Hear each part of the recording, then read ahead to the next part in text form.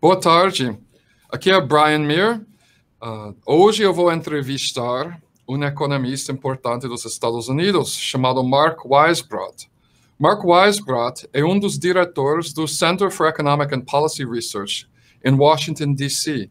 É instituto de pesquisa econômico que tem entre seus conselheiros o premiado do Nobel da Economia, Alfred Stiglitz.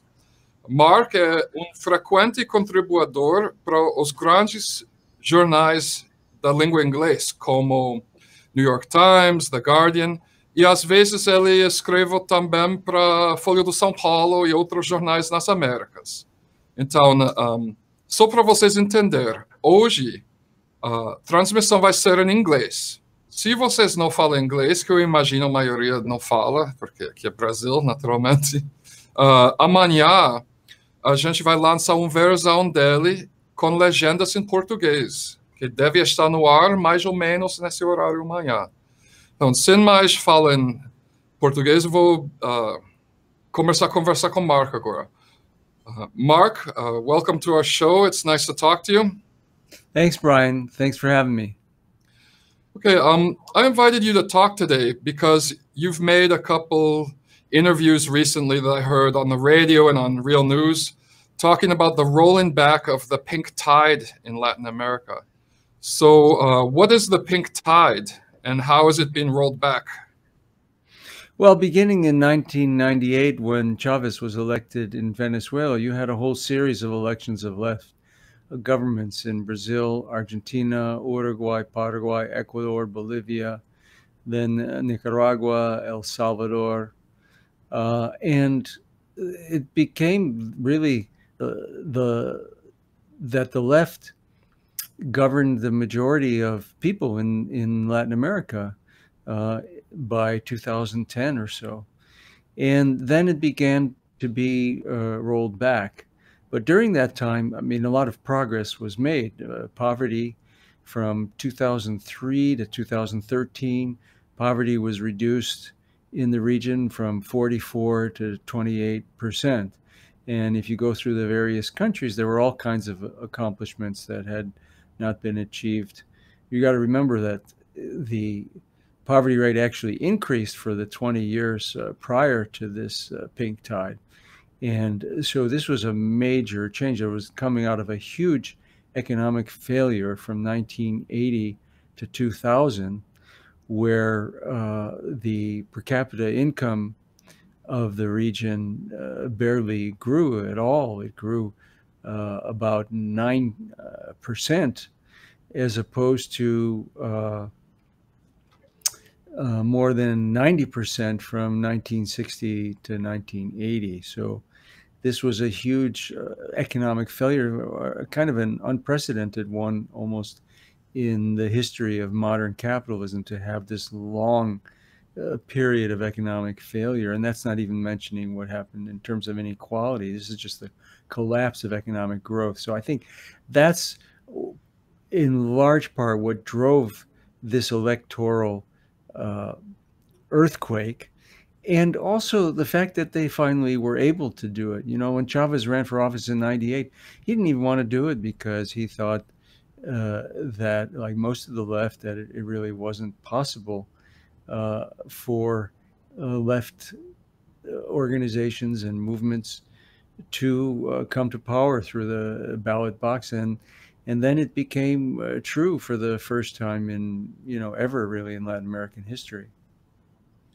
Okay, and but how is this? Okay, so that describes the pink tide, but how is the pink tide now being rolled back, in your opinion? Why is the left losing so many governments in Latin America, as it has been for the last couple of years now? Well, I think the story is different in each country. There isn't, the media has this kind of simple story that there was a commodities boom, and that's what led to all the social and economic progress during the first decade of the 21st century. And I think that's grossly oversimplified, and it's not even true in most cases. Obviously, in Venezuela or Ecuador, whether you have big oil exports or hydrocarbon exports are a big part of the government's revenue that was enabled some of the changes to take place, but really it was policy changes that allowed for it. And so, and these governments, these left governments, made these policy changes. You know, in Brazil, for example, also they increased public investment. They took a number of measures. You know, they increased spending on, as you know, on the Bolsa Familia program, but mostly they increased employment. They increased the minimum wage, and they increased economic growth as well. And that was partly fiscal and monetary policy in this period. But how did it get reversed? I think that in the economic slowdown, the world economic slowdown after 2010 made some difference. It wasn't the main thing.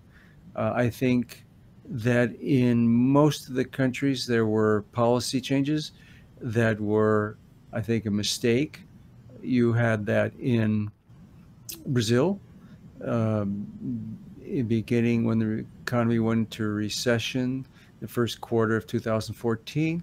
There were, and even before that, there were a number of policies changes that the government shouldn't have made, primarily in macroeconomic policy, raising interest rates when they shouldn't, cutting public investment and other spending when they shouldn't have. So I think that contributed to the climate that allowed the right to impeach Dilma without even accusing her of an actual crime, and of course the imprisonment of Lula and the other measures that they've taken. I think in Venezuela you also had before they went into recession before the collapse of oil prices, and you had much bigger policy mistakes there that eventually led to the hyperinflation that they have now, and that was primarily a failure of the exchange rate system that they had, and they held on to that even as they developed an inflation depreciation spiral. In other countries, I think it was, well, first of all, I want to say that in all of these countries, the United States played a role in getting rid of these governments, and that role varied. From the extreme case was Venezuela, where they tried to overthrow the government in 2002 by supporting a coup and actually being involved in that coup and funding the people who organized the coup and supporting efforts to at regime change for a really long time. But they also did things everywhere else. You know, here's a case where people don't even realize how much the U.S. did was Argentina. The U.S. government moved to block loans in the Inter-American Development Bank and the World Bank at a time when the Argentine government was facing balance of payments problems and therefore needed these loans.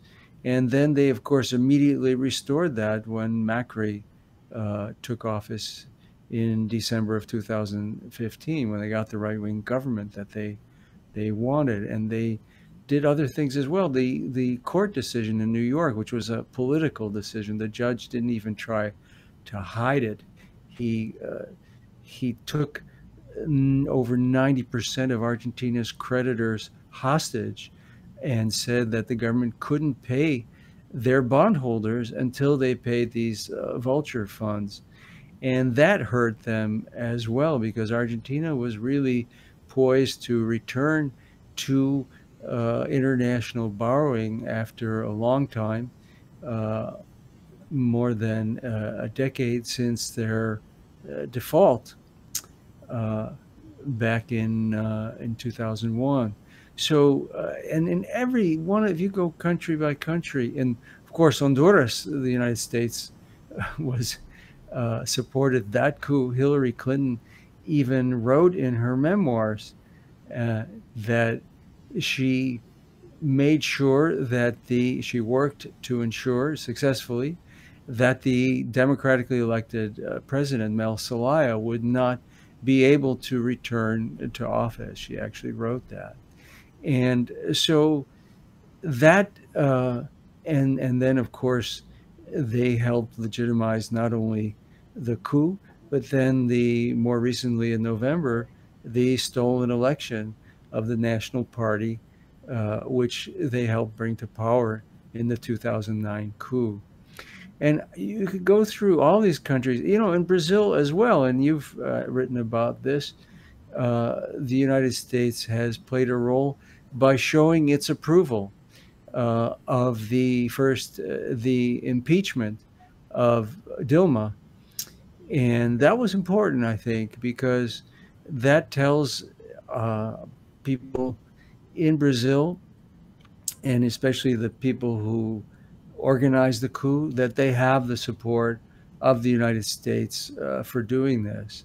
And that was demonstrated a number of times. Most importantly, the day after the vote to impeach Dilma in the House, um, the head of the Senate Foreign Relations Committee in Brazil, who was a leader in the Senate of the move to impeach Dilma, he came to the United States and he met with Tom Shannon, who was at the time, this was 2016, and he was the he was the third ranking official in the entire U.S. State Department.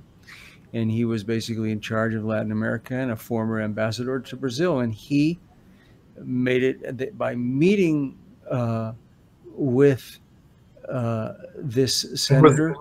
It was Alois. Yeah. Yes. Nunez. And he met with him and he showed his approval of the coup by doing that at the particular moment. And then John Kerry came to Brazil in August, and he held a joint press conference with José Serra, who was the acting foreign minister because Dilma was not yet removed from office. And there was a Senate vote coming up. And there were times when that vote looked like it could be close. And in that press conference, he talked about how great the relationship with going forward, the relationship with Brazil was going to be. And that made it clear as well to any senators who had any doubts that the United States was going to be strongly behind the removal of Dilma from office. So these are, things that may or may not be determinative, but they're also generally the tip of the iceberg. We don't even know. For example, in Brazil, you have the U.S. Department of Justice participated in the whole investigation, the Lava Jato investigation, but other corruption investigations. And we don't really even know how much they did or how much they had to do with Judge Morrow's railroading and unjust imprisonment of Lula. There will be some people looking into that here.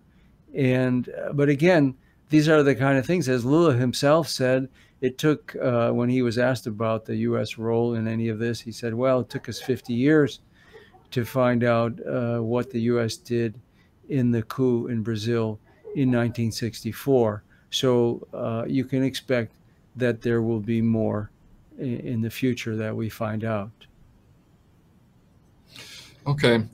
I read an article of yours recently. It was kind of a letter, an open letter to Tom Shannon, who was retiring from the State Department. Now, I think he's an interesting character because he's been involved in a lot of activities related to regime change in this process of rolling back the pink tide. But from what I understand, he worked in both Republican and Democratic administrations. Now, this brings me to a point an argument I get in a lot with my liberal friends in the United States, when I personally question how much difference there is between the Democratic Party and the Republican Party's policies in Latin America. Have you, in your analysis on this phenomenon of the rise and fall of the pink tide in Latin America, noticed very much qualitative difference in policy between the Democratic presidents like Republican presidents like Bush and Democrats like Obama and Clinton and things like that? I don't think you can distinguish between Obama and Bush. in terms of their policies towards Latin America. I mean, Obama presided over the coup in Honduras, for example. And as I said, his Secretary of State did everything she could, and the administration did everything they could to make sure that that coup succeeded and established the government, which is really a dictatorship today since they stole that last election. And so that there was very little difference. I mean, the one difference you could say that Obama had on the positive side, and you know, there were other things that happened, by the way, during the Obama administration that were at least as bad as things that Bush did. For example, there was a parliamentary coup in Paraguay in 2012 that was very similar to what happened to Dilma.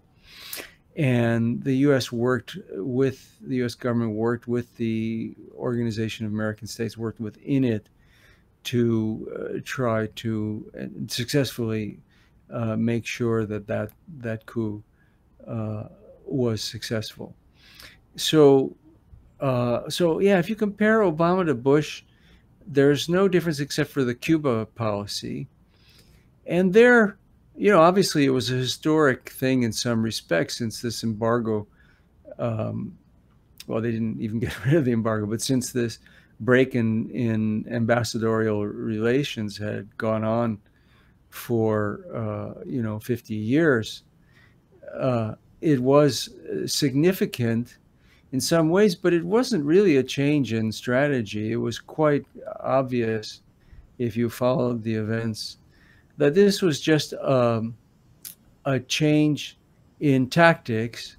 That is, for decades, most of the elite in this country, the entire business class, wanted to get into Cuba and had recognized that the embargo had failed. And so what Obama was doing was just switching to a different means of regime change, which is to open up Cuba. So it wasn't really any big policy change. It was more a change of tactics and strategy. And so other than that, you couldn't really argue that Obama's positions in Latin America were really different than those of George W. Bush. Now, Trump is, I think, significantly different because he is, he's a different animal altogether. He doesn't respect any of the norms of international diplomacy. So he did ask his staff, his cabinet, if he could take military action to overthrow the Venezuelan government. They've openly supported a military coup, which the previous 16 years they didn't actually do that openly, even though they funded the people who carried out the 2002 coup attempt. And so that's qualitatively different. And I think that's not because Trump cares about Latin America. None of them made it a big priority. I think it's because of Marco Rubio. He has a deal with Marco Rubio, and Marco Rubio, the senator from Florida, is kind of in charge of most Latin America policy now. And so it is more extremist rather than representing the mainstream of the foreign policy apparatus, which includes, it's a complex ship. It's 17 intelligence agencies, the State Department, the National Security Council, the Foreign Policy Committees of Congress, and the Pentagon. And so when you talk about these administrations, that's really what you're talking about, especially in Latin America, because it doesn't have that much electoral consequences here, and therefore the presidents tend to go with what the rest of the foreign policy apparatus wants. Okay. I'm going to just ask one more question because we're running out of time, but I'd like to ask your opinion about the role that the big media companies play in naturalizing regime change in Latin America, and especially with regards to this process where country after country is suffering from right-wing takeovers and massive austerity programs that are driving up poverty, infant mortality, deaths during maternity, hunger. Brazil's about to return to the hunger map. And we see papers like the New York Times almost actively cheerleading for this entire process. And I'll give an example. There's an organization called ASCOA, America's Society Council of the Americas, which was founded by John Rockefeller in the 60s, that's been involved. It has a revolving door with the press. Their magazine's assistant editor just became a Latin America desk editor at the New York Times. Their chief editor wrote an article in Folha de São Paulo yesterday called "Why the Markets Are Cheerleading for a Bolsonaro Victory in the Presidential Elections." And Bolsonaro is a neo-fascist. So we have a private sector corporate think tank influencing content in media companies in favor of fascism in Brazil. What do you think about the role that this plays with this rolling back of the pink tide in the region? Well, I don't think the New York Times, either their editorial board or their foreign policy reporters, would support Bolsonaro. They're more in the mainstream, and so that's outside of what they would support. But on the other hand, the mainstream is pretty horrible, and it is very much your broad point about the role of the media is correct. The media here on Latin America speaks almost monolithically with one voice on Latin America, and it's the same voice as the foreign policy apparatus that I described, all the different agencies, the Pentagon and the intelligence agencies. It is different from other parts of the world where there's definitely a pro-U.S. government bias, but there are differences of opinion on policy in Afghanistan or Iraq, sometimes even Syria. In Latin America, you don't really see that kind of, you have almost no debate and almost no dissent. Obviously, this is something that's going on a real long time. I think partly it reflects the lack of differences of opinion within the government apparatus. And so you see this in the media, in the think tanks, in the foreign policy journals like Foreign Affairs. There's just very little. There's occasional dissent. Obviously, I've had pieces in the New York Times on Brazil and Argentina and other countries. I wasn't talking about those pieces when I was complaining about the New York Times. No. I'm saying that's that's an exception. But the reporting is, it goes through phases. It wasn't always quite this bad. This is a real low point right now. For instance, there were phases when you did see the major media go occasionally to academics who would give a positive view of the pink tide.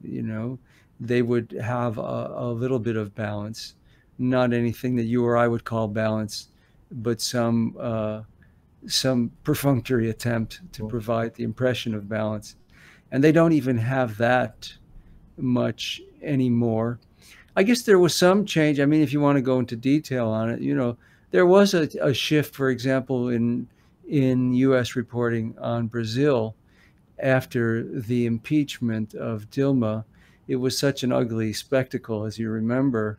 It shocked, I think, part of the international media, and they started to wonder about these people that they had kind of, with their reporting, supported in their ouster of the democratically elected government of Brazil. And so there was some change there. There are changes. I don't want to pretend that it's, there's no conspiracy here. It's just the reporting just overwhelmingly tends to follow the State Department and the government here when it comes to Latin America. Okay. Mark Weisbrot, thanks a lot. Thanks for joining us today. It's been a very interesting discussion. All right. Have a good afternoon. Thanks for having me. You too. Thanks.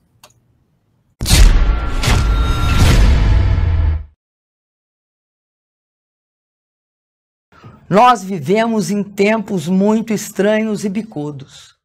Nesses tempos, é muito importante que as nossas opiniões surjam e apareçam. Daí que eu acredito que a imprensa, essa imprensa que nasce da base, essa imprensa democrática, essa imprensa que se esforça para sobreviver, seja apoiada. Por isso eu apoio o 247 na sua luta por sobreviver.